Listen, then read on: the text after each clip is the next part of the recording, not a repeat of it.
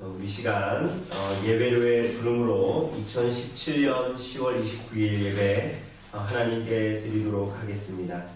우리가 하나님을 예배할 수 있는 것은 또 우리가 하나님을 찾아 또 하나님 예배당 앞에 함께 이렇게 모여서 하나님께 예배할 수 있는 것은 하나님께서 그분의 언약 가운데에 우리들을 먼저 불러주셨기 때문입니다. 이 시간 시편 34편 1절에서 3절 말씀 선포하면 아멘으로 화답하면서 자리에서 일어나심으로 하나님께 드리는 예배를 시작하도록 하겠습니다. 내가 여호와를 항상 송축하며 내 입술로 항상 주를 찬송하리이다. 내 영혼이 여호와를 자랑하리니 공고한 자들이 이를 듣고 기뻐하리로다. 나와 함께 여호와를 광대하시다 하며 함께 그의 이름을 높이세. 아멘. 기원입니다. 베드로전서 1장 2절 말씀 선포하도록 하겠습니다. 하나님 아버지의 미리 하심을 따라 성령이 거룩하게 하심으로 순종함과 예수 그리스도의 핏부림을 얻기 위하여 택하심을 받은 자들에게 편지하노니 은혜와 평강이 너희에게 더욱 많을지어다. 아멘. 찬송가 2장으로 우리 삼위 하나님을 찬송합시다. 찬송가 2장입니다.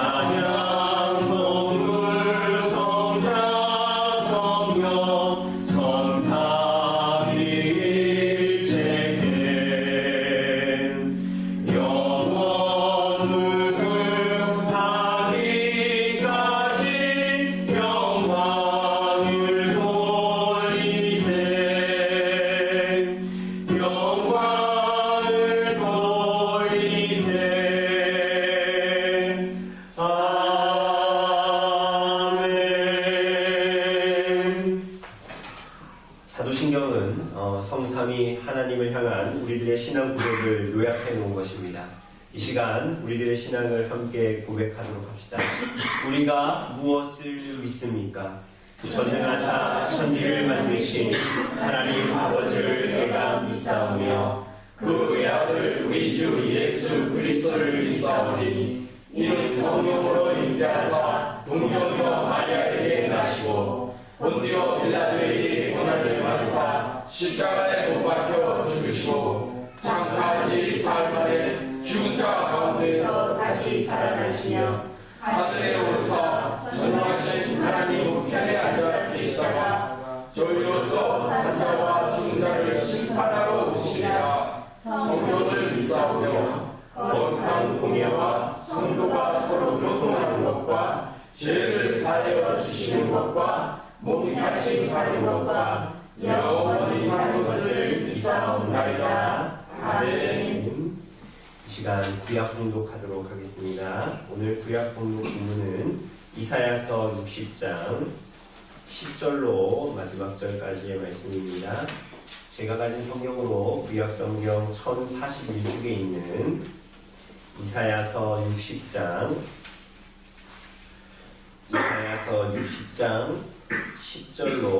10절부터 마지막 절까지 제가 봉독해 드리도록 하겠습니다. 이사야서 60장 10절입니다. 60장 10절부터 제가 봉독해 드리도록 하겠습니다. 내가 노하여 너를 쳤으나 이제는 나의 은혜로 너를 불쌍히 여겼은즉 이방인들이 내 성벽을 쌓을 것이요 그들의 왕들이 너를 섬길 것이며 내 성문이 항상 열려 주야로 닫히지 아니하리니 이는 사람들이 내게로 이방 나라들의 재물을 가져오며 그들의 왕들을 포로로 이끌어오니라. 너를 섬기지 아니하는 백성과 나라는 파멸하리니 그 백성들은 반드시 진멸되리라.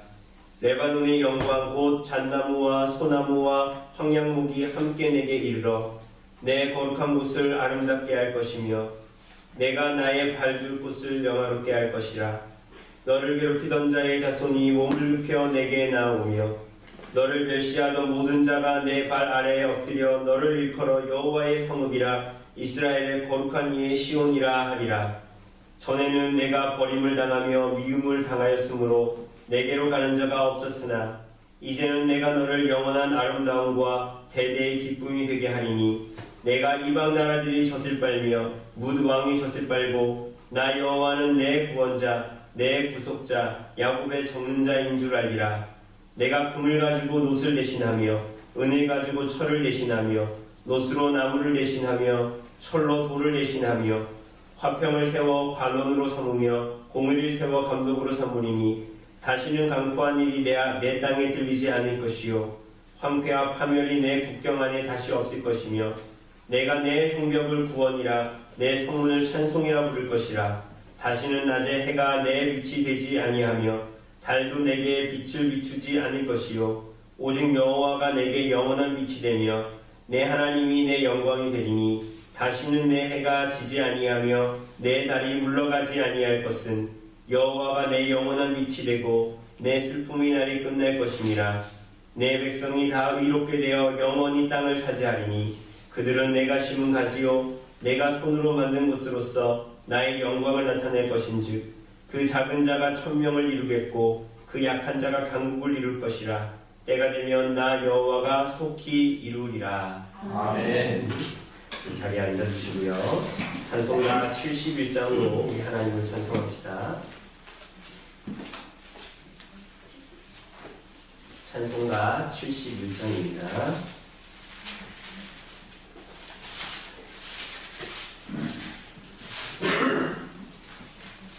찬송가 71장으로 하나님을 찬송합시다. 찬송가 71장입니다.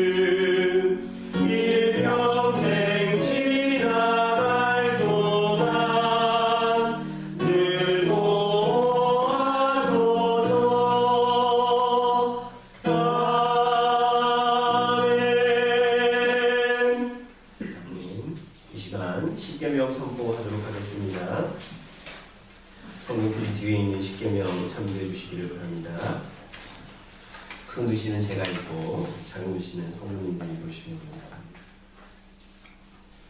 하나님이 이 모든 말씀으로 말씀하여 이르시되 나는 너를 애굽 땅 종되었던 집에서 인도하여 낸 내 하나님 여호와니라. 제1은 너는 나 외에는 다른 신들을 내게 두지 말라. 제2는 너를 위하여 새긴 우상을 만들지 말고 또 위로 하늘에 있는 것이나 아래로 땅에 있는 것이나 땅 아래 물속에 있는 것에 어떤 형상도 만들지 말며 그것들에게 절하지 말며 그것들을 섬기지 말라. 나 내 하나님 여호와는 질투하는 하나님 중 나를 미워하는 자의 죄를 갚되 아버지로부터 아들에게로 3, 4대까지 이르게 하거니와 나를 사랑하고 내 계명을 지키는 자에게는 천대까지 은혜를 베푸느니라. 제3은 너는 내 하나님 여호와의 이름을 망령되게 부르지 말라. 여호와는 그의 이름을 망령되게 부르는 자를 죄 없다 하지 아니하리라. 제4는 안식일을 기억하여 거룩하게 지키라. 엿새 동안은 힘써 내 모든 일을 행할 것이나 일곱째 날은 내 하나님 여호와의 안식일인즉 너나 내 아들이나 내 딸이나 내 남편이나 내 여종이나 내 학시나 내 문 안에 없는 객이라도 아무 일도 하지 말라. 이는 엿새 동안에 나 여호와가 하늘과 땅과 바다와 그 가운데 모든 것을 만들고 일곱째 날에 쉬었으니라. 그러므로 나 여호와가 안식일을 복되게 하여 그날을 거룩하게 하였느니라. 제5는 내 부모를 공경하라. 그리하면 내 하나님 여호와가 내게 준 땅에서 내 생명이 길리라. 제6은 살인하지 말라. 제7은 간음하지 말라. 제8은 도둑질하지 말라. 제9는 내 이웃에 대하여 거짓 증거하지 말라. 제10은 내 이웃의 집을 탐내지 말라. 내 이웃의 아내나 그의 남편이나 그의 여종이나 그의 소나 그의 낙이나 물은 내 이웃의 소유를 탐내지 말라. 아멘. 이 시간 주의 고백의 시간에 갖도록 하겠습니다. 하나님께서 애굽 땅 종되었던 집에서 이스라엘 백성들을 꺼내시고 그리고 우리와 같이 예수 그리스도로 말미암아 구속받은 자들에게 하나님의 뜻을 드러내셨고 성도들의 삶의 규례로 교회의 삶의 규례로 우리들에게 십계명을 허락하여 주셨습니다. 오늘 이 십계명에 비추어 지난 일주일의 삶을 우리가 하나님 앞에 고백하며 나아갑시다. 우리들의 존재의 부패 자체를 또한 하나님 앞에 고백하고 연약함을 하나님 앞에 고백하고 하나님의 긍휼과 자비를 구하는 시간으로 나아가도록 하겠습니다.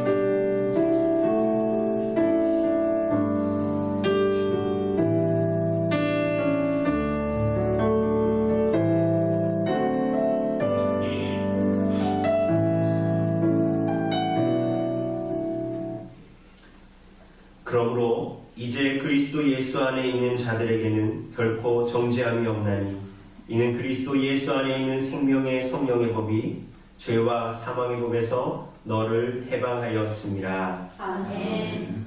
시간 같이 우리 감사의 찬송 드립시다. 시편 116편 12에서 19절입니다.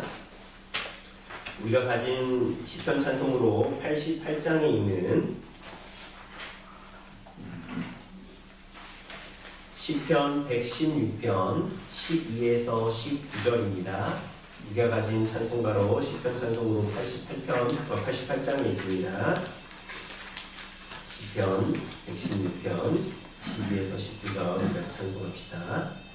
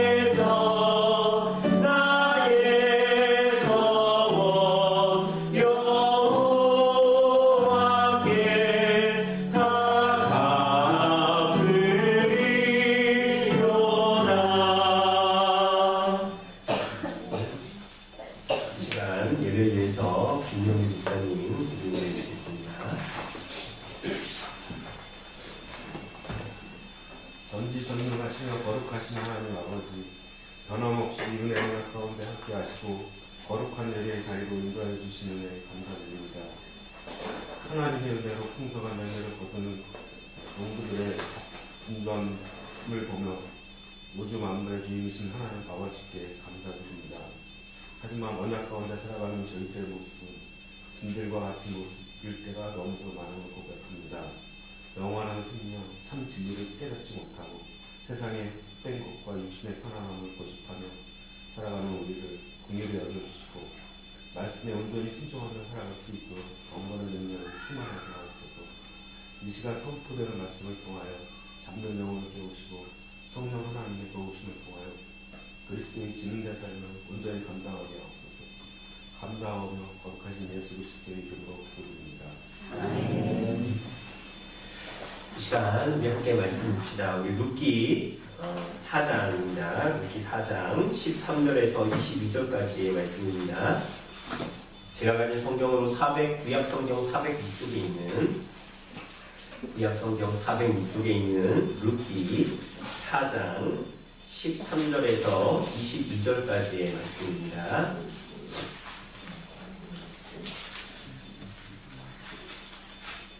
룻기 4장 13절에서 22절까지의 말씀 13절부터 제가 보여드리도록 하겠습니다. 이에 보아스가 룻을 맞이하여 아내로 삼고 그에게 들어갔더니 여호와께서 그에게 임신하게 하심으로 그가 아들을 낳은지라.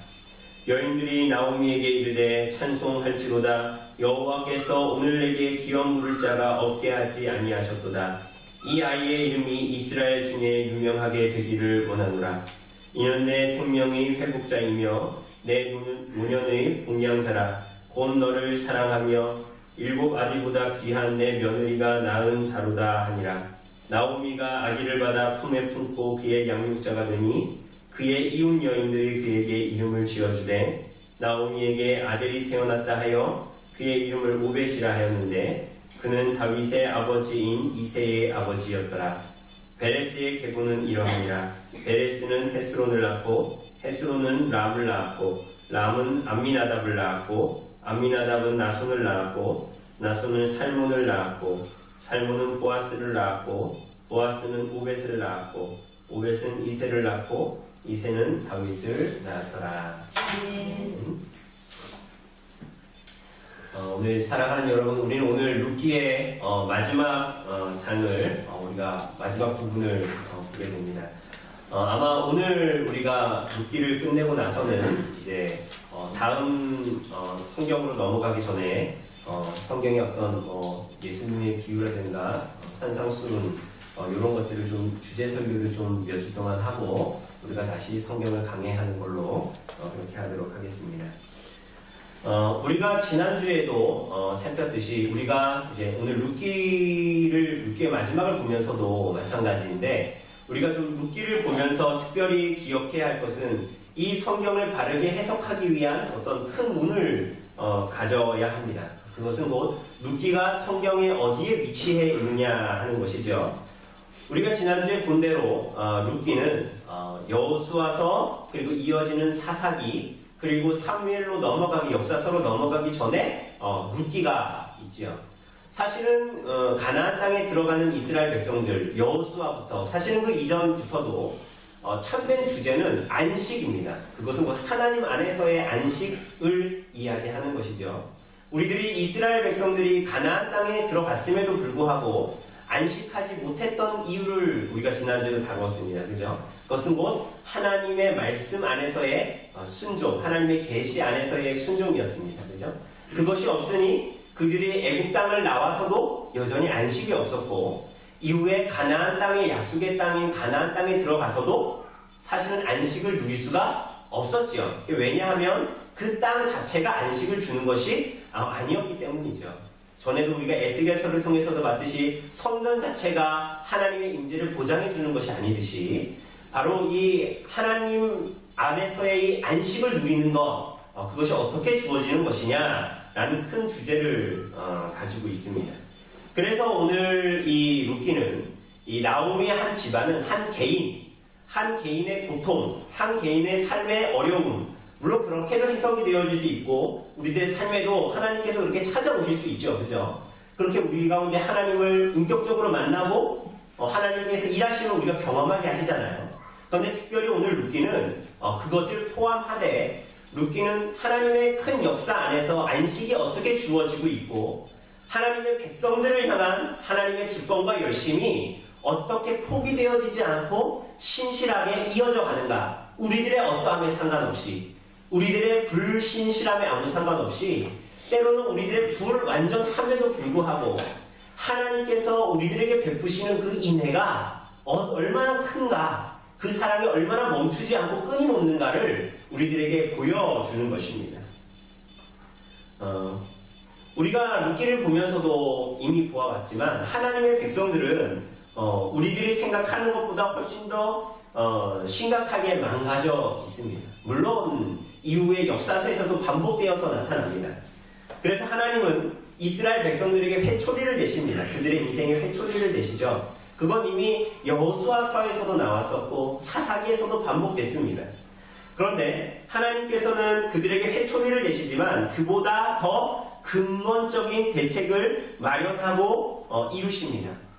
그것을 준비하실 때에 하나님께서 그 이스라엘 백성들, 하나님의 백성들을 바르게 회복시키시기를 원하시고 그 일을 이루실 때에 하나님은 놀랍게도 그분의 하나님의 백성들 가운데에 여전히 하나님께 붙어서 하나님께 순종하고자 하는 사람들, 남은 자들, 하나님을 아는 자들, 교회를 통하여서 하나님은 그 일을 하시기를 원하세요. 이걸 다르게 얘기하면 뭐냐면 하나님의 교회, 오늘날 한국 교회를 바라보면서 중국 교회를 바라보면서 이런저런 지탄의 얘기들과 이번 주에도 또 그런 뉴스들이 있었잖아요. 그런 뉴스들을 접할 때 참 우리들의 마음이 무너지고 참 교회의 영광이 다 사라지는 것 같고 때로는 그리고 그것 때문에 사람들은 교회를 향해서 손가락질하죠. 그죠? 그러함에도 불구하고 하나님께서는 교회를 다시 회복시키실 때에 그럼 세상 사람들의 손가락질을 통해서 세상 사람들의 어떤 지탄을 통해서 교회를 회복시키시는가? 그렇지 않습니다. 세상은 그저 비판자로 있을 뿐이에요. 사실은 하나님께서는 교회의 망가져버린 모습조차도 사실은 그 교회 가운데에 하나님의 부르심을 받고 하나님의 백성 가운데 여전히 하나님의 말씀에 순종하고자 하는 하나님의 백성들 가운데 남은 자, 교회의 남은 자들을 통해서 교회의 영광을 회복하시기를 원하십니다. 참 그게 놀랍죠. 하나님께서 그분의 교회를 포기하시지 않으신다는 거예요. 우리가 보기에 어떻든 간에 또 세상이 보기에 어떻든 간에 그 교회는 예수님의 피값 주고 산 교회이기 때문에 그것이 아무리 망가지고 아무리 비참해 보일지라도 그 교회의 남은 자들을 통해서 교회를 회복시키신다는 거예요. 그러니 우리는 오해하면 안 돼요. 교회를 향해서 교회가 그렇게 못하기 때문에 나도 교인이지만 교회를 비판하고 교회에 대한 냉소적인 시각이 교회를 회복시키지 못해요. 여러분 어떤 사람이 신앙에서 멀어졌을 때에 그 사람에 대해서 그 신앙을 지탄하고 비판한다고 해서 그 사람이 다시 살아납니까? 그렇지 않아요. 그죠? 우리는 그것을 경험으로 알 수 있죠. 하나님께서는 그분의 교회를 하나님의 변치 않는 사랑으로 회복시키시되 교회 가운데 남은 자들을 통해서 회복시키십니다. 그럼 그 남은 자들은 어떻게 그 일들에 참여케 하시는가? 그것을 오늘 우리 마지막 장에서 보게 될 겁니다. 오늘 본문은 이제 보아스가 이 나오미의 기업물을 자로서 세워지죠. 그래서 룻을 자기 아내로 맞아들이게 됩니다. 특히 이 룻기 4장은 룻기 1장과 참 많은 대조를 이루고 있는 것을 볼 수가 있습니다. 1장에서 나오미는 베들레헴에 하나님이 양식을 주셨다라는 소식을 듣고 돌아왔는데 오늘 4장에서는 우리가 읽어서 알다시피 나오미에게 하나님은 뭘 주세요? 양식이 아니라 아들, 기업물자를 주십니다. 1장에서 나오미는 두 자부에게, 며느리에게 너희 백성과 너희 신에게 돌아가라 라고 말했지만 4장의 나오미는 어떻게 돼요? 자기 자신이 하나님께로 돌아온 자로 회복되는 자로 나타나고 있습니다.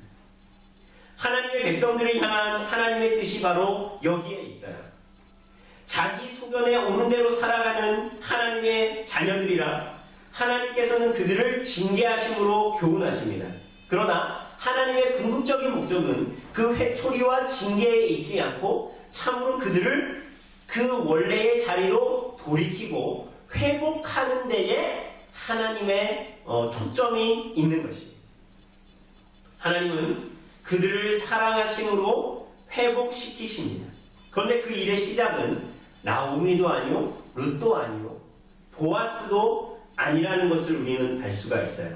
오늘 본문을 보면 우리가 안 읽었지만 11절부터 14절까지 매 절마다 반복해서 나타나는 말이 있습니다. 혹시 그걸 찾으실 수 있겠습니까? 11절부터 14절까지 한 번씩 반복되는 말이 있어요. 그게 뭡니까? 여호와께서입니다. 여호와께서. 13절을 보면 룻이 보아스와 결혼하여 임신했다 이렇게 말하지 않아요. 뭐라고 말합니까? 여호와께서 그에게 임신하게 하심으로 운이 좋아서 기업 물을 자가 나섰다라고 말하지 않아요. 14절에 보면 여호와께서 오늘 내게 기업 물을 자가 없게 하지 않으셨다 이렇게 나오죠. 11절에서 12절을 봐도 장로들이 말하기를 여호와께서 이렇게 해주시기를 원한다. 여호와께서 이렇게 해주기를 바란다 라고 11절부터 14절까지 계속적으로 이 룻기의 마지막에 반복해서 말하는 것이 여호와께서입니다. 그러니까 이 역사를 주관하시는 분이 역사의 전면에는 나오미가 있는 것 같고, 우리들의 눈에는 그냥 룻이 있는 것 같고요. 우리들의 눈에 보기에는 훌륭한 보아스가 있는 것 같아요. 그래서 그 사람들 때문에 이런저런 일들이 벌어진 것 같아요. 그러나 그렇지 않아요. 이 모든 역사의 주관자이시고 하나님의 작정을 하나님의 섭리 가운데 이루어 가시는 분, 룻이 우연히 보아스의 밭에 갔고, 그때 보아스가 룻이 우연히 이삭 죽기를 하러 왔는데 마침 그 밭에 나온 자, 그리고 그 기업 물을 자에게 그 자기가 기업 물기 위해서 보아스가 나왔는데 그 성문 앞에 마침 기업 물을 자가 지나가게 하신 분, 그게 다 누구라는 거예요? 하나님, 여호와 하나님이라는 거예요. 그러니 우리들은 우리들의 인생을 우리들의 어떠함으로 살아가는 것 같고, 저 어떤 사람 때문에 교회가 어떻게 굴러가는 것 같고, 저 어떤 사람 때문에 무슨 일이 벌어지고 선한 일이 벌어지는 것 같지만 그렇지가 않아요.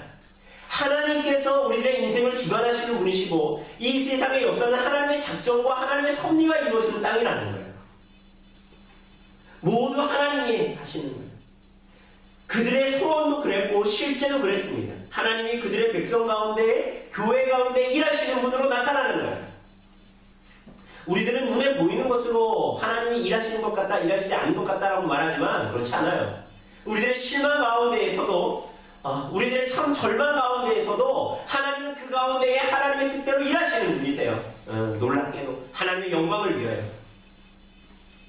그리고 그렇게 하나님을 믿는 자들에게, 신앙하는 자들에게 하나님께서 회복을 허락하시죠. 다 무너져버린 예루살렘 성전 같은데 하나님께서 그 땅에 회복을 주시는 거예요. 어떻게? 다음 세대를 이을 상속자를 오늘 룻기에서는 하나님께서 허락하십니다.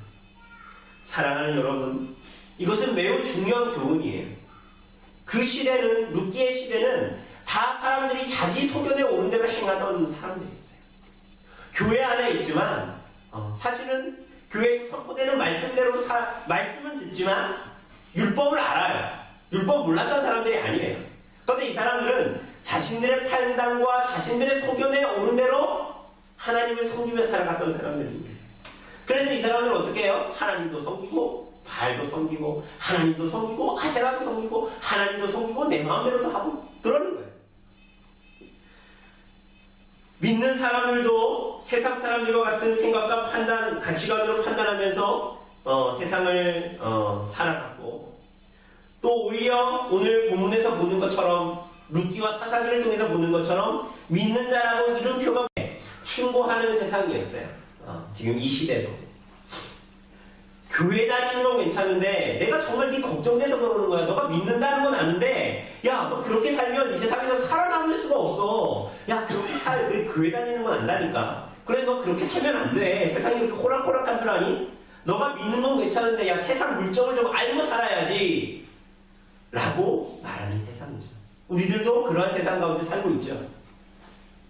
그러나 사랑하는 여러분, 남은 자들이 하나님을 믿는 신앙으로 이 땅을 살아갔을 때에 그렇게 교회를 향해서 충고하고 그렇게 믿는 자를 향해서 세상을 충고한단 말이에요. 그러함에도 불구하고 하나님의 남은 자들이 하나님을 믿는 신앙을 타협하지 않고 굽히지 않고 이 땅을 살아갔을 때에 사실 그들의 눈앞에 벌어지는 현실은 너무나 비관적이고 말이 안 되는 소망을 줄 수 없는 현실이라 할지라도 하나님께서 그들의 인생에 개입하고 그들의 인생을 하나님의 신앙 가운데에, 하나님을 믿는 신앙 가운데에 살아가도록 부르시는 거예요.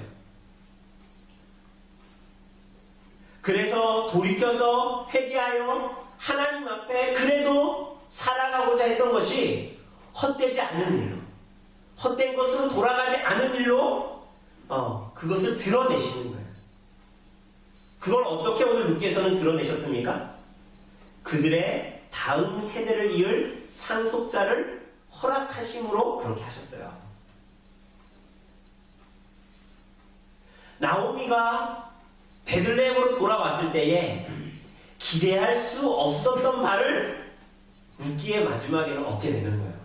여러분, 나오미가 베들레헴으로 돌아왔을 때 어떻게 이걸 이런 거 기대하고 온 거 아니에요. 정말로 내가 그냥 밥을 굶지 않고 정말 그 탕자에 비유해 나온 둘째 아들처럼 내가 정말 내가 아버지 둘째 아들로 그냥 다시 가려고 내가 아버지 집에 돌아가는 게 아니라 돼지 쥐염 열매로 라도 나한테 줘가지고 배불려줄 사람이 없으니 내가 그 집에 종이라도 가야 되겠다. 나는 아들이 아니라 난 그저 빌어먹고 내 그냥 목숨을 그냥 유지하기 위해서라도 아버지 집에 가야 되겠다. 그런 심령으로 나오미 집에 돌아간 거란 말이에요. 그런데 나오미에게 하나님께서 어떻게 하셨어요? 넘치는 은혜를 허락하셨어요. 다음 세대를 이을 상속자, 기업을 이을 상속자를 주셨어요. 나오미가 베들레헴을 떠나 그들의 눈에 보기에 환경과 좋은 조건을 쫓았을 때는 어땠습니까? 믿음으로 그들이 살지 않았을 때는 어땠어요? 오히려 그들의 자식들이 장성하고 결혼하고 잘 살아가는 것 같았지만 그 결론은 정반대였어요. 그들에게는 미래가 없었다라는 것을 우리는 이미 보았죠. 그러나 그들이 돌이켰을 때에, 나오미가 돌이켰을 때에 참된 회복이 주어졌어요. 정말 그들의 인생을 채우는 것이 무엇인가를 발견하게 되었어요. 그리고 그의 기업을 이을 상속자가 꿈같이 주어졌어요. 그래서 오늘 본문에서만 봐도 13절, 15절, 17절에 반복적으로 나타나는 단어가 있어요. 아들, 아들, 아들 반복됩니다. 뭐 딸이 안 좋다 이런 얘기를 하는 게 아니라 기업 물을 자, 상속자, 그들의 신앙을 이을 자를 하나님께서 그들에게 주셨다라는 것입니다. 오늘 사랑하는 여러분, 이것은 매우 중요한 부분입니다. 우리들의 삶이 하나님의 뜻과 하나님의 원하심에 초점 지어지면, 그리고 그 초점 지어 하나님 있는 신앙으로 나아가는 것이 내 안에 꼼수가 있어서 내가 하나님께 복받기를 원해서 억지로가 아니라 정말 순전한 신앙으로 하나님을 사랑하는 마음으로 이 땅을 살아가면 하나님께서 그들의 삶에 주어지는 환경과 조건들을 넉넉히 수답할 수 있는 여유를 갖게 된다는 거예요. 그리고 그러한 일들은 다른 사람이 아니라 나 자신의 신앙으로부터 시작되어집니다. 그러니 우리가 정말 교회의 회복을 원하고, 그리고 어떤 면으로는 우리들의 가정이 참으로 신앙으로 회복하기를 원한다면, 초점 지어지기를 원한다면 어떻게 해야 되는 거예요? 이런저런 프로그램을 쓰거나 이런저런 방법을 가져오는 것이 아니라 내가 단독자로서 하나님 앞에 참되게 서야 하는 일이 우선되어야 하는 거예요.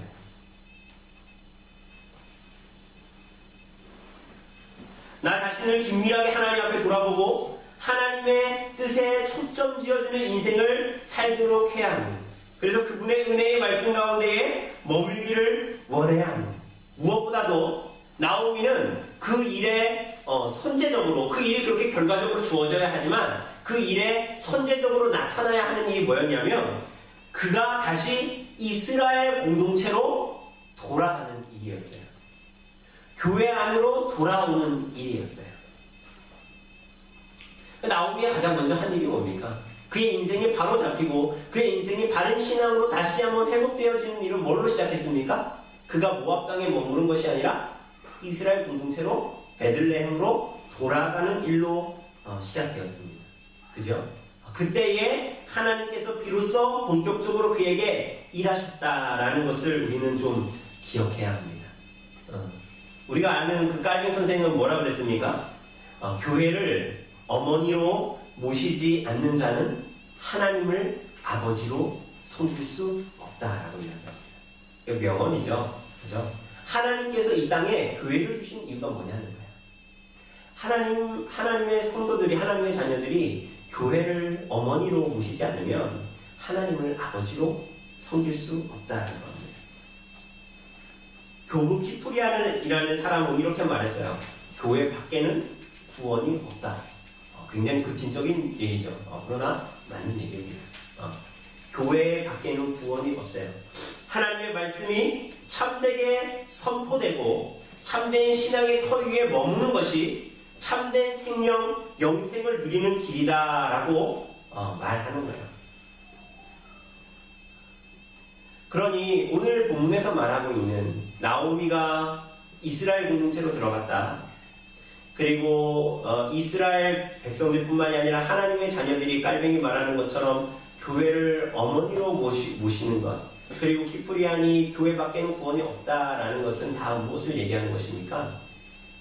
그냥 내가 그 공동체에 명부에 이름을 새겨 넣었다라는 정도를 말하는 것이 아니죠. 하나님께서 교회를 주신 이유와 목적을 알아 그 교회 가운데에 머물고, 우리들이 봤다시피 그 교회를 이루고 있는 사람들이 불완전하기 때문에 이 가시적인 교회는 불완전하잖아요. 그러함에도 불구하고 이스라엘 백성들 공동체가 있었지만 그 공동체가 완전했습니까? 불완전했죠. 그러나 하나님의 눈은 어디에 있었어요? 교회에 있었어요. 여러분 그것을 기억해야 돼요. 하나님은 교회를 통해서 일하시는 거예요. 여러분 이스라엘 공동체가, 이 구약의 이스라엘 공동체가 이렇게 망가져 있을 때 하나님은 이 이스라엘 공동체가 하나님의 뜻 가운데 나아가지 않으니까 세상에 눈을 두고 세상에 소망을 두고 일하셨습니까? 그랬어요? 그렇지 않았어요.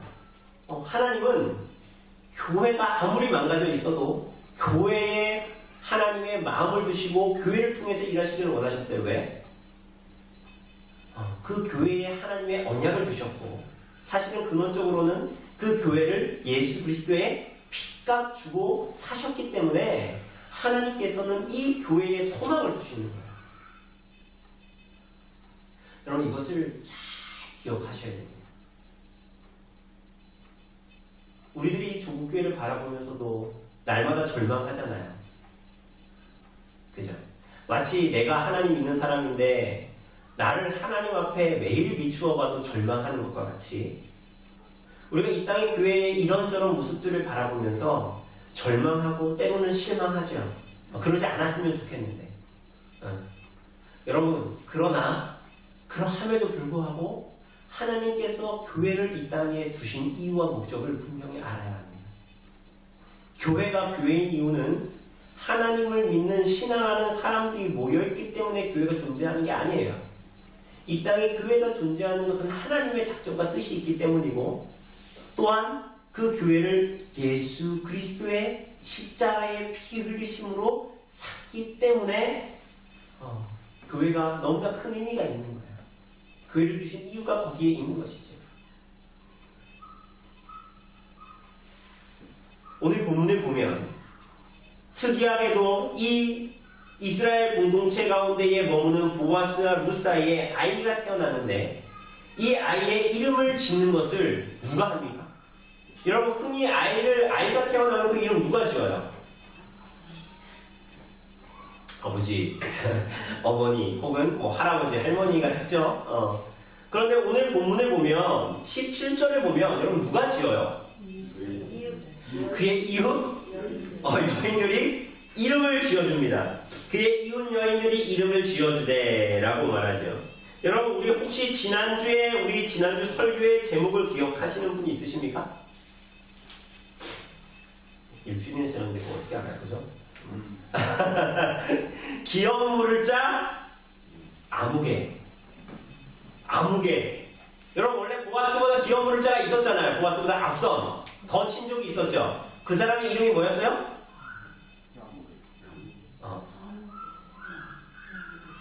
아무개. 이름이 안 나왔죠. 그죠? 성경은 그의 이름을 아무개다라고 말했습니다. 그의 이름은 아무도 몰라요, 우리는. 그 사람은 이스라엘 민족 가운데 쉽게 얘기하면 교회 가운데에 머물러 있었어요. 그러나 나오미가 돌아온 것도 알고 있었고 나오미의 기업물을 자기가 가장 가까운 친족이라는 것도 알고 있었지만 나섰어요, 안 나섰어요? 안 나섰죠.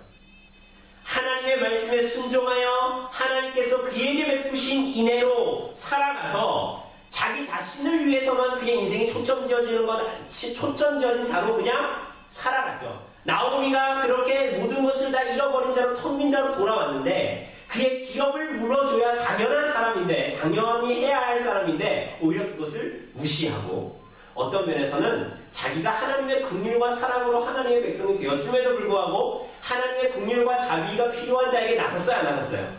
나서지 않고 자기 자신의 이 유익에만 초점지어진 인생, 자기 자신에게만 함몰되어진 인생을 살았죠. 누가요? 이 사람은 세상 사람이 아니라 교회에 속한 사람, 이스라엘 공동체에 속한 사람이 그랬단 말이에요. 그 사람의 이름이 뭐라고요? 아무개요. 성경은 그의 이름을 기록하지 않습니다. 그런데 놀랍게도 오늘 성경은 이제 막 갓 태어난 보아스와 룻 사이에, 룻은 모함 여인이죠 원래. 그 이방인의 피가 섞여져 있는 그 갓 태어난 아이의 이름을 기록하되, 그 아이의 이름을 어떻게 기록해요? 이스라엘 공동체에 속한 사람들, 이스라엘 백성들이 그의 이름을 지어주고 기억하고 축복합니다. 14절을 보면 이 아이의 이름이 이스라엘 중에 유명하게 되기를 원하노라 라고 하지 않습니까? 아무개하고는 정말 질적으로 다르죠. 그러면서 그 아이의 이름을 뭐라고 지어줘요? 오벳. 오벳이라는 이름의 뜻은 섬김, 종 이런 뜻입니다. 이것은 하나님께서 그 자녀들을, 교회 공동체를 다시 회복시키시고 다시 부르시는데 그 사역의 의미가 무엇인지를 잘 나타내고 있어요. 그러니까 이 공동체를 회복시키시는 하나님의 일에 그 일을 누가 할 것인가? 그 공동체를, 교회를 회복시키시는데 그 핵심적인 일을 누가 할 것이고 그분이 하실 일의 사역의 근본적인 의미와 중심을 나타내는 거예요. 또한 하나님의 인애를 누린 공동체가, 교회가 서로에게 무엇이 되어야 하는가를 잘 보여주고 있는 것입니다. 룻이 나오미에게 보여준 인애, 보아스가 룻에게 보여준 그 인애, 그것이 하나님께로 부름을 받은 공동체의 너무나 큰 특징이라는 것을 그 보아스와 룻 가운데 태어난 아이의 이름을 통해서 잘 드러내고 있어요. 오벳, 섬김, 종이라는 거예요. 사랑하는 여러분, 하나님의 자비와 긍휼로 구원함을 받은 성도들이여, 여러분은 그 인애를 베풀며 오벳이라는 이름에 합당하게 살아가고 있습니까? 서로가 서로에게 종이 되라는 이 성경의 가르침에 서로가 서로를 섬김으로 하나님의 말씀을 완성하라고 주신 우리들의 인생의 의미에 합당하게 우리들의 인생을 살고 있고 교회됨을 누리고 있습니까? 하나님께서는 놀랍게도 이 일을 통해서 교회를 회복시키시기를 원해요. 우리가 그렇게 서로에게 축복을 구하며 살아가고 있습니까? 하나님께서는 놀랍게도 그 일을 통해서 교회의 교회됨을 나타내기를 원하세요. 주님께서 요한복음을 통해서 우리가 볼 때 뭐라고 하셨어요? 우리가 서로 사랑하면 너희가 내 제자인 줄 아리라 라고 말씀하셨어요. 여러분, 이것은 너무나 놀라운 이 교회 공동체의 특성을 드러내고 있고, 다 깨어지고 다 헤어지고 서로 등을 돌리는 이 세상 가운데에 왜 교회를 부르셨는가를 아주 잘 드러내고 있어요. 오벳, 섬김, 종이라는 거예요. 그런데 그것을 통해서만 교회 공동체의 삼위 하나님을 드러내는 교회 공동체의 특성을 너무나 잘 드러낼 수 있고, 또 어떤 면에서는 타락하고 쓰러져 가고 비참한 가운데 나아가고 있는 조국 교회의 회복이 어디에 있는가를 잘 보여주고 있어요. 물론 어떻게 교회가 그럴 수 있는가, 근원적인 원인을 우리가 또 볼 것입니다. 그러나 우리가 먼저 보게 될 것은, 먼저 보아야 하는 것은 오늘 교회 회복을 원하는 여러분과 제가 무엇을 해야 하는가라는 것을 먼저 붙잡아야 하는 거예요. 그것은 서로를 사랑으로 섬기는 일이에요. 서로를 인애로 섬기는 것입니다. 그래서 오늘 본문은 그 인애를 저버린 사람을 아무개라고 말하고, 그 사람하고 비할 바가 없는 정말 갓 태어난 그 핏덩이를, 교회 공동체를 그의 이름을 지어주는데, 오벳이라고 이름을 지어주는 거예요. 섬김이라고 이름을 붙여주는 거예요. 사랑하는 여러분, 그 오벳은 17절 하반절에 나와 있는 대로 누굽니까? 이 오벳이라는 사람은 누가 됩니까? 다윗의 아버지인, 우리가 요즘에 사무엘상 보잖아요. 다윗의 아버지인 이새의 아버지예요. 다윗의 아버지가 이새잖아요. 이새의 아버지가 오벳이란 거예요. 그러면서 18절부터 족보, 계보가 나타나는데요. 처음에 뭐라고 얘기합니까? 베레스의 계보는 이러하니라 라고 갑자기 나옵니다. 여러분, 베레스, 왜 갑자기 베레스입니까?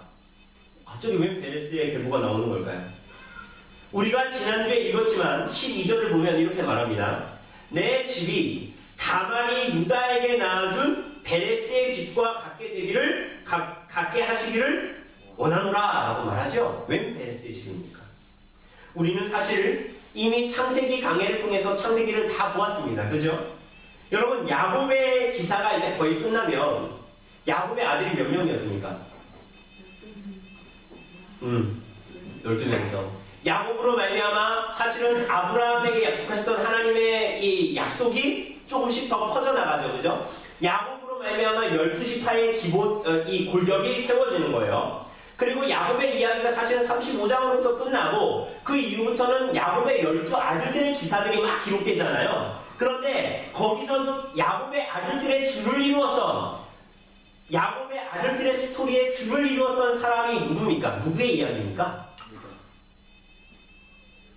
누구의 이야기입니까? 우리들이 잘 알고 있는 얘기예요. 꿈의 사람 누굽니까? 요셉이죠, 요셉.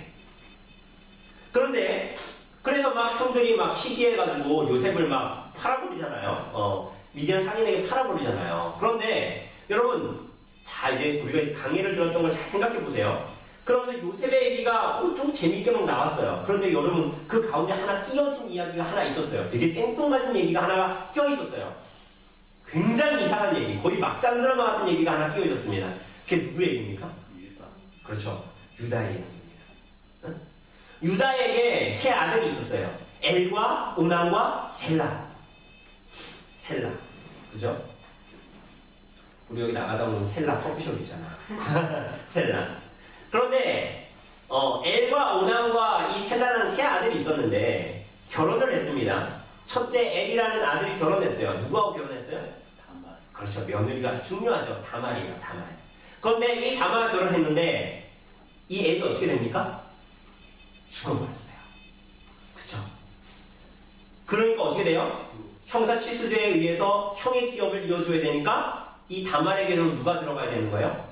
둘째 아들 오난이 들어가야 되는 거예요. 그런데 오난이 그 형의 기업 물어주기가 싫어서 땅에 설정을 하죠. 그런데 그게 하나님 보시기에 악했다라고 이야기해요. 그래서 하나님께서 어떻게 하십니까? 하나님께서 어떻게 하세요? 오난을 죽여버리십니다. 그러니 유다 입장에서 그 다말을 보면 어때요? 무섭죠. 그러니까 시체말로 뭐라 그래요? 우리 옛날에 어르신들이 하는 말로 뭐라 그러는가 그거를 남편 잡아먹는 여자다 이런 식으로 생각하게 하게 되겠죠. 그러니까 이 사람은 어떻게 했어요? 유다가 셋째가 아직 장성하지 않았으니 너는 친정으로 돌아가서 장성할 때까지 기다리라. 내가 너에게 기별을 주겠다라고 얘기하죠. 그런데 시간이 흘렀는데 유다는 셀라가 장성했는데 다말 부릅니까? 안 부릅니까? 부르지 않죠. 그래서 어떻게 합니까? 이 다말은 유다에게 창기로 변장하여 얼굴을 가리고 가서 다말이 시아버지 유다의 아이를 낳게 됩니다. 거의 막장 들어가죠. 그 얘기가 요셉의 이야기 사이에 끼어 들어갔었잖아요. 38장에. 그죠? 그것이 그래서 아이를 낳게 되는데 그 아이가 누굽니까? 베레스와 세라입니다.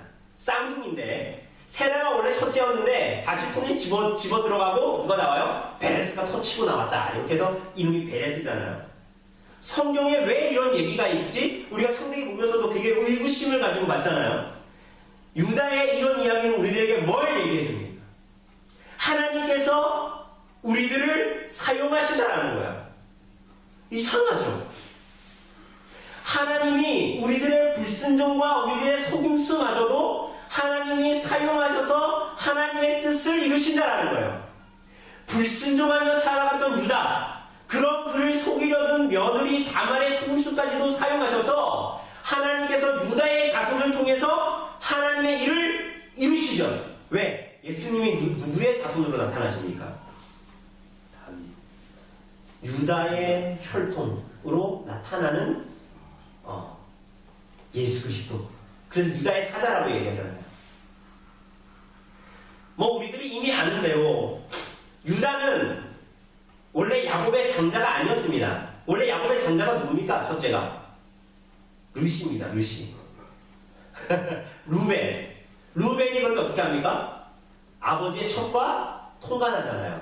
그래서 루벤은 장제의 조건을 잃어버렸죠. 그 이후에 디나, 야곱의 딸 디나가 그 이방인에 의해서 강간을 당하게 되고, 그죠? 그것을 복수를 하죠. 누가 복수합니까? 그 오빠들이. 레위와 시몬이 복수하잖아요. 다 죽여버리죠. 할례받게 한 다음에. 그러니까 어떻게 돼요? 그들도 장자의 권을 다 잃어버리고. 그래서 그 장자의 권을 이어받는 사람이 유다잖아요. 그죠? 그럼 유다는 괜찮은 사람입니까? 보니까? 아니잖아요. 유다도 형제들과 함께 요셉을 미디안 상인에게 팔아버린 사람이고, 그 38장에 나타나는 거의 그 막장 드라마 같은 그러한 일들이 벌어지는 것. 심지어는 다말은 가나안 여인이었어요. 그러니까 유다가, 이스라엘 백성인 이 유다가 자기 아들들을 결혼하는데 누구랑 결혼시킨 거예요? 그냥 가나안 여인하고 결혼시켜버린 거예요. 다말하고.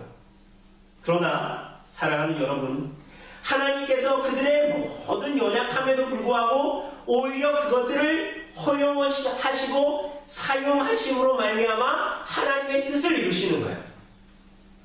그러니 여호수아서와 사사기와 룻기에 반복해서 나타나는 하나님의 백성들, 하나님께서 그들을 애굽에서 건지시고 종된 자리에서 건지시고 하나님의 백성으로 부르셨음에도 불구하고 끊임없이 하나님을 버리고, 끊임없이 자기 소견에 온 대로 살아가고, 끊임없이 하나님과 세상 사이에서 왔다 갔다 하는 교회와 이스라엘 백성들을 버리시지 않으셨다는 거예요. 놀라운 하나님의 인애와 긍휼인 거죠. 이것은 이제 우리가, 교회가 그냥 세상대로, 세상의 뜻대로 살아가도 되고, 세상의 가치관대로 살아가도 되고, 하나님의 불순종 가운데에 살아가도 된다는 것을 말해주는 것이 아니에요. 오히려 하나님께서는 우리들의 연약함과 부족함에도 불구하고, 실수에도 불구하고 하나님께서 우리들을 버리시지 않는다는 데에 우리들의 소망이 있는 거예요. 그러니 하나님 앞에 불순종하며 살아가면서도 얼굴을 뻣뻣하게 들고 들어가는 우리들이 하나님의 긍휼과 자비 때문에 오늘도 나아갈 수 있다는 걸 알아야 하는데, 하나님은 그들의 죄와 모든 연약에도 불구하고 그들을 사랑하시기를 그치지 않으세요. 여러분과 저를 사랑하시기를 그치지 않으신다는 얘기예요. 그래서 이 베레스의 족보는 다윗으로 마치게 되죠. 그죠? 그런데 이 족보를 잘 보면 족보의 배열이 의도적이에요. 7대에는 보아스가 있어요. 그리고 이게 10대가 나오거든요. 그런데 7대가 이 보아스고요. 10대가 다윗이에요. 의도적이죠. 7하고 10, 이런 숫자들은 유대인들에게 굉장히 의미 있는 숫자이죠.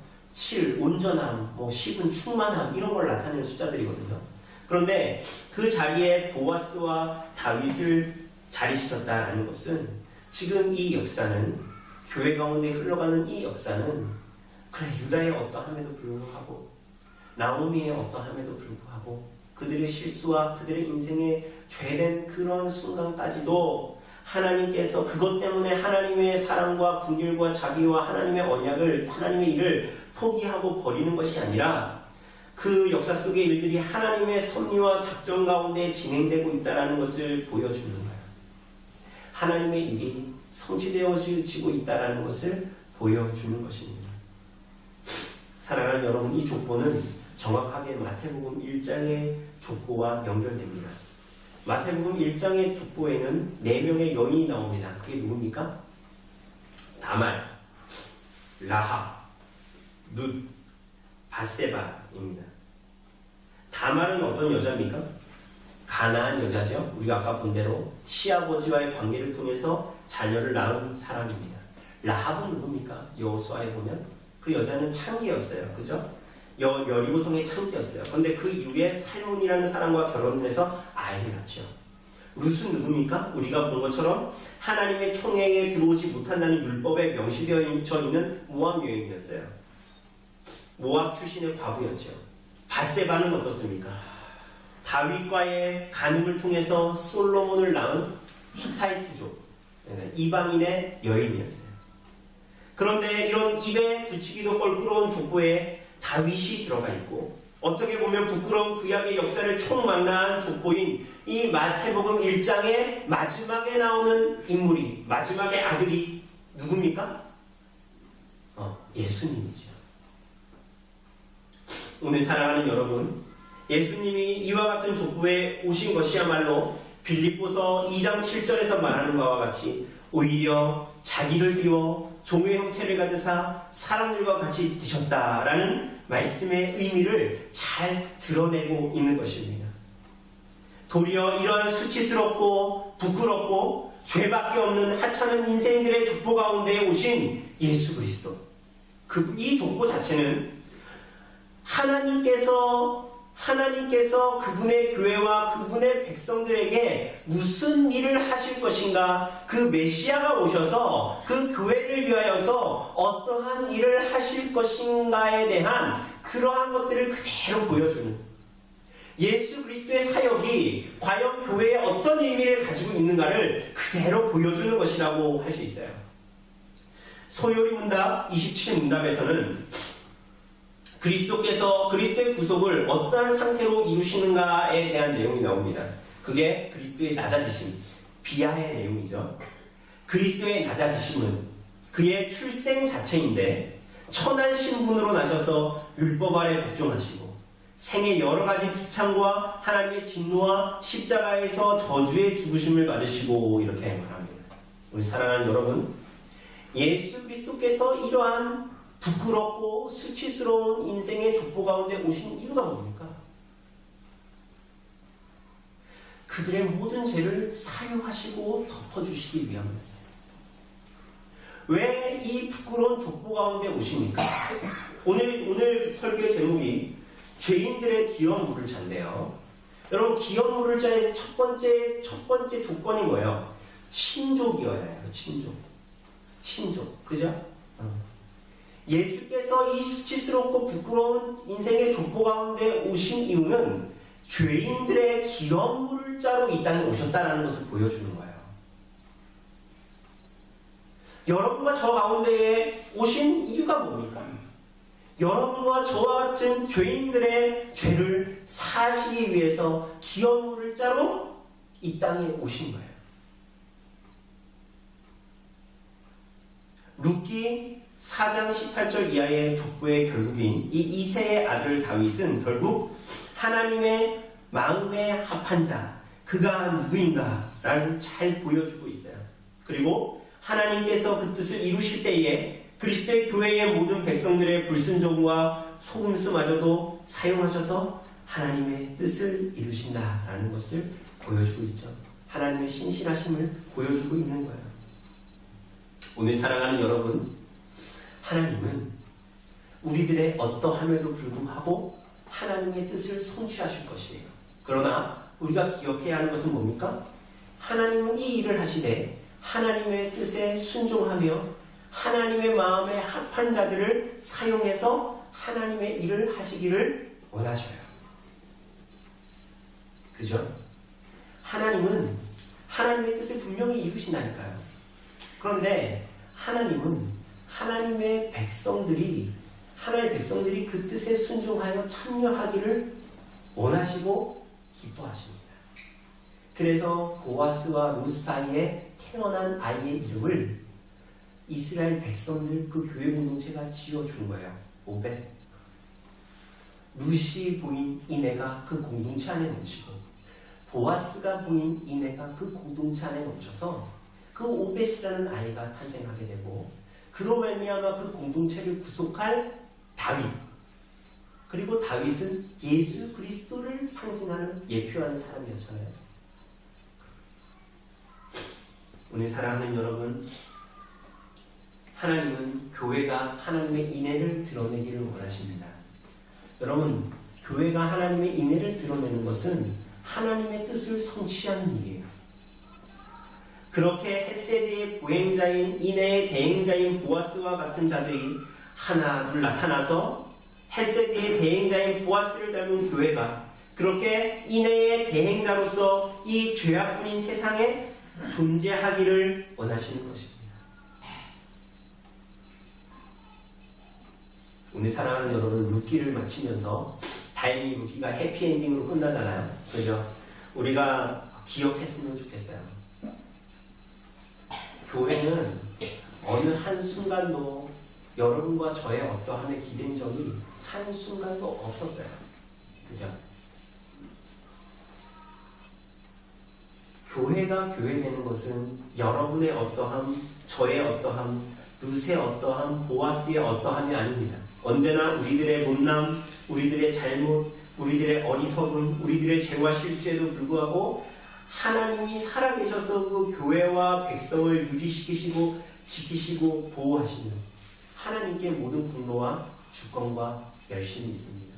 다만 하나님의 그 주권과 열심 그리고 그 하나님의 공로를 붙드는 하나님의 백성들이 그 하나님의 인애를 드러나는 데에 참여하기를 원하시는 거예요. 거기에 응답하시기를 바랍니다. 그렇게 해서 하나님의 교회의 영광을 드러내시기를 바랍니다. 사랑하는 여러분, 그 하나님을 묵상하시기를 바랍니다. 그 하나님의 어떠하심을 묵상하시기를 바라요. 그래서 우리들의 죄된 삶에 함몰되어지지 않고 눈을 들어 우리와 같은 죄인들의 기업 물을 짜 예수 그리스도를 믿음으로 바라보시고 믿음으로 반응하며 이 땅을 살아가시되 그리스도의 교회에 참여한 자로 인애를 드러내는 자로 좀 이 땅을 살아가시는 하나님의 백성들 되기를 간절히 바랍니다. 잠시 기도하도록 하겠습니다.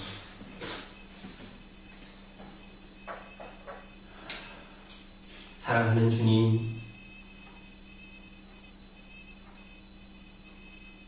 매일같이 하나님을 배반하고 원망하며 하나님의 뜻 가운데 살지 못하고 교회의 영광과 교회의 복됨을 알대로 제대로 알지 못하고 참 교회를 가볍게 여기고 때로는 하찮게 여기며 하나님의 일하심을 가볍게 여긴 우리들을 용서하여 주십시오. 그리스도의 핏값으로 주께서 교회를 사셨으니 그 교회를 사신 주님의 그 인애 앞에 우리들이 반응하며 나아갈 수 있도록 인도하여 주시옵소서. 우리들이 보는 우리들의 어떠함과 죄인들의 어떠함과 때론 세상의 지탄을 받는 조국교회의 어떠함에도 불구하고 거기에 소망이 없다라는 말을 함부로 하지 않고 그리스도의 십자가에 우리들의 소망을 두고 놀라운 하나님의 그 복된 십자가의 은혜에 우리들의 모든 소망을 두고 오늘도 하나님의 일하심을 바라보며 살아갈 수 있도록 인도하여 주시옵소서. 기업 물을 자가 내가 아니고 저 사람이 아니고 훌륭한 사람이 아니고 오직 예수 그리스도이심을 우리들이 기억하고 하나님 앞에 복음의 비친 자로 교회의 지체로 그리스도의 몸의 지체로 하나님께서 주신 짐들을 감당하며 복음의 짐을 감당하며 이 땅을 살아가는 우리 교회 성도들 되어질 수 있도록 하나님 인도하여 주시옵소서. 모든 말씀 우리 주 예수 그리스도의 이름으로 기도드립니다. 아멘.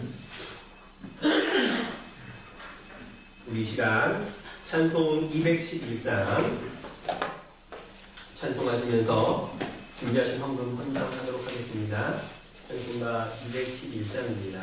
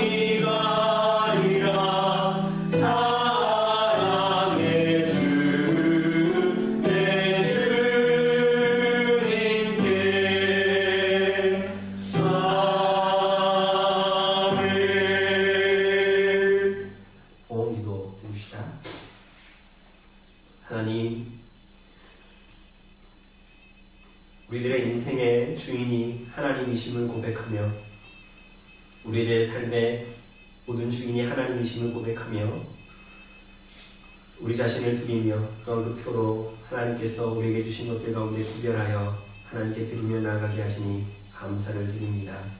하나님, 우리들의 이 헌상이 정말 우리들의 심령의 고백이 되게 하시고 우리들의 삶의 고백이 되게 하셔서 우리들의 삶이 매일같이 하나님께 산 제사로 드려질 수 있도록 하나님 인도하여 주시옵소서.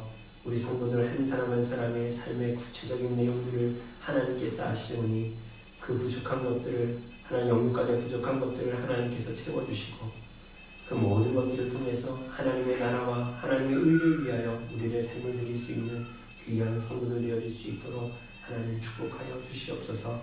모든 말씀을 주 예수 그리스도의 이름으로 기도드립니다. 아멘. 우리 자리에서 일어나셔서 찬송가 635장으로 우리 하나님을 찬송합시다.